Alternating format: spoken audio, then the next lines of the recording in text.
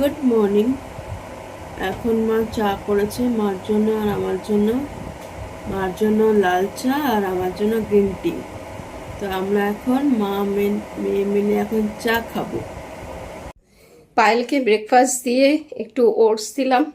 ওই ওটস দিয়ে তারপর পায়েল ব্রেকফাস্ট খেলো, খেয়ে দিয়ে ও কাজে বসেছে। আর আমি একটু বেরিয়েছিলাম, একটু কাজ ছিল আর কি বাইরে, সেই জন্য আর কি এই ফিরে এসে এখন তাড়াহুড়ো করে রান্না শুরু করেছি। একটু ভাত বানালাম আর এখানে একটু ডাল করেছি। ডাল এখনো করিনি, ডাল সেদ্ধ। এইখানে ডাল সেদ্ধ করে রেখেছি, এখনো সম্বার দেব। আর আজকে একটুখানি পায়েলের বাবাই চাল কুমড়ো এনেছিল এই 2 দিন আগে আর কি, সেই চাল কুমড়োটা আজকে রান্না করব। তো এখনো কেটে উঠতে পারিনি, এখন কাটাকাটি করব আর কি। তো চাল কুমড়ো এই নারকেল দিয়ে করব বলে একটু নারকেল একটা ছিল, তো সেই জন্য একটু নারকেলটা কুড়িয়ে রাখলাম। তো এখন চাল কুমড়ো কাটবো, কেটে তারপর রান্না বসাবো। আর বাইরে বেরিয়েছি তো প্রচণ্ড রোদ, জানো, এত রোদ। যদিও আমি ছাতা নিয়ে গিয়েছিলাম, তারপরে আজকে প্রচুর কাছাকাছি করেছি সকালবেলা, কারণ কাছাকাছি করতেই হচ্ছে 2 দিন ধরে। ও বাবা, ওখানে আবার সুপুরি পাতা পড়ে রয়েছে উপর থেকে, ডাল, ওগুলো আবার পরিষ্কার করতে হবে। এই কাজ বেড়েই যায়, জানো তো, কাজ করে আর উঠতে পারছি না।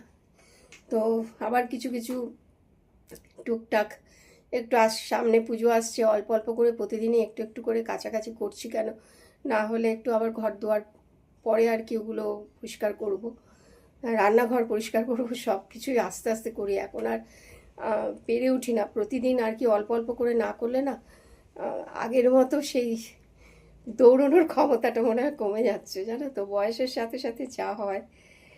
তো সকালবেলা তাও ফুল অল্প তুলেছি।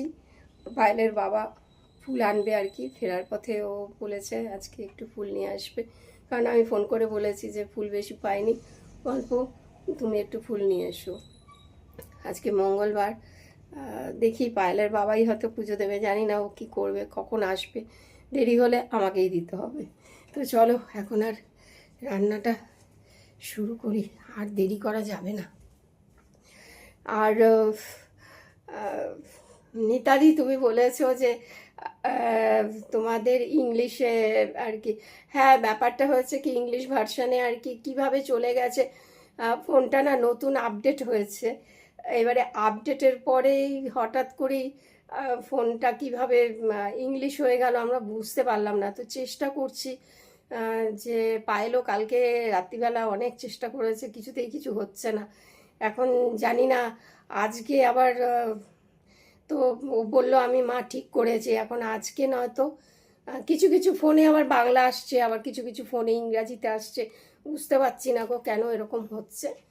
তো দেখা যাক আজকে কি হয়, নাহলে আবার ওকে চেষ্টা করতে হবে আর কি। এখন কিছু জামা কাপড় কেচে নিয়ে আসলাম, এখানে 1 বালতি আছে, আর এই যে সব কাঁচা ছিল, এখন হয়তো শুকিয়ে গেছে সব। তো এখানে এখন কুমড়ো আর চাল কুমড়ো কেটে নিলাম।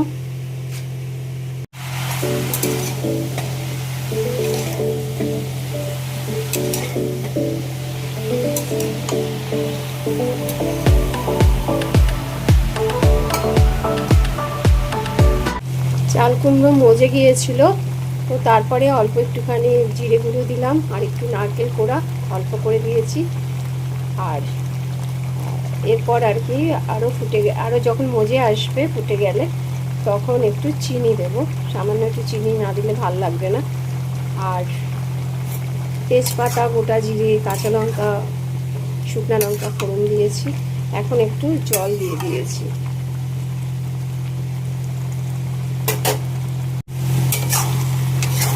চাল কুমড়ো হয়ে গেছে, একদম মজে গেছে। আর এখন একটু ধনে পাতা দিয়ে দিলাম নামানোর আগে।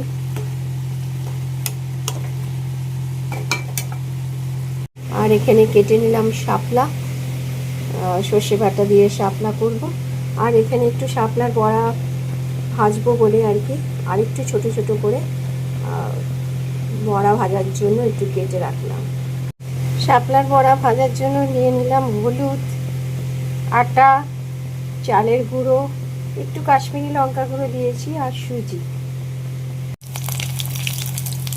এই যে এখন পায়েল স্নান করে উঠলো, উঠে এটা মুখে কি মাখছিস রে? ময়শ্চারাইজার। তারপরে আবার এখন চুল টুল আঁচড়াবে, এই সবে ঢুকলো আর কি। ও আর পায়েলের বাবা স্নান সেরে এসে আজকে মঙ্গলবারের পুজোটা ওই দিয়েছে।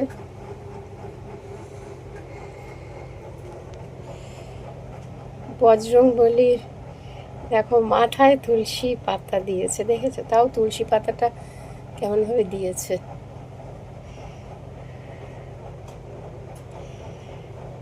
মঙ্গলবারে পুজোটা ওই করে আর কি, নিজেই বললো যে না আমি পুজোটা দেব। তো আজকে রান্না এখানে ভাত, এখানে চাল কুমড়োর ঘন্ট, এখানে মুগের ডাল, শাপলার তরকারি, আর এখানে শাপলা বড়া। এই আজকের লাঞ্চ মেনু। এই যে পায়েলের বাবা একদম রেডি। আজকে মঙ্গলবার, ওই জন্য তাড়াতাড়ি এসেছি, এসে পুজো দিলাম, হনুমানজির পাঁচালি পড়লাম, এখন খেতে বসেছি।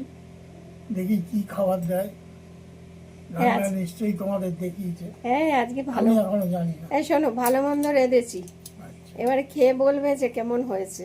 ঠিক আছে, তাই হবে। অনেক কষ্ট করে রেঁধেছি এতগুলো খাবার। চলো ভাত নিয়ে নি। হ্যাঁ নাও।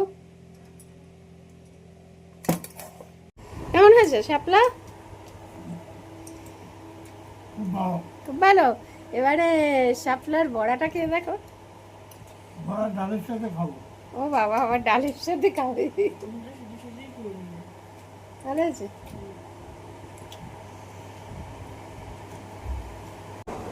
জামা কাপড় শুকিয়ে ভাঁজ করে রেখেছি মা এখন, এরপরে আলমারিতে তুলে রাখি। তো আজকে মা ঠাকুমার একটা রেসিপি করেছিল, যেটা তোমার চাল কুমড়ো রেসিপিটা ঠাকুমার রেসিপি করেছিল। তো প্রত্যেকটা রান্নাই আজকেও ভালো হয়েছিল। আজকে নিরামিষ, কালকে আমিষ খেয়েছিলাম, আজকে নিরামিষ, কিন্তু প্রত্যেকটা রান্না খুব ভালো হয়েছে। যেরকম তোমার শাপলার বড়াটা, তারপরে চাল কুমড়োর ঘন্টটা, প্রত্যেকটা রান্নাই ভালো হয়েছে।